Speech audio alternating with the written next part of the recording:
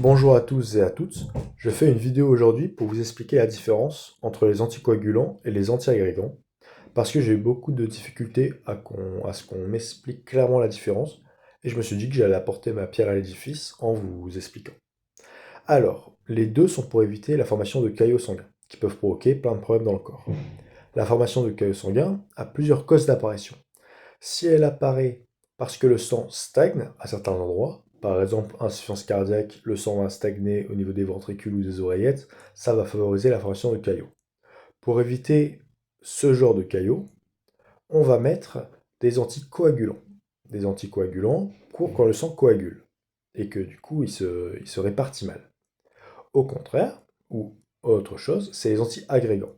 Les antiagrégants vont se faire lorsque les veines ou les artères sont fragilisées, ou qu'il y a tout simplement une action de fibrine pour une plaque d'athérome qui se barre, etc. Du coup, le sang va créer de la fibrine pour couvrir la brèche, et du coup, ça va créer un caillot.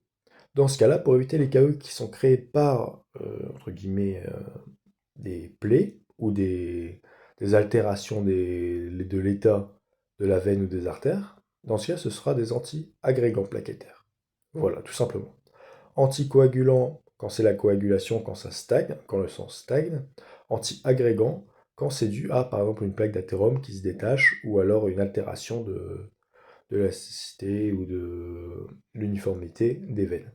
Voilà, je vous laisse. J'espère que mon explication a été claire. C'est la simplicité, mais bon, j'en trouvais aucune. Et je me suis dit, je vais donner un coup de main à toutes les personnes comme moi qui sont en galère. Je vous dis à la prochaine.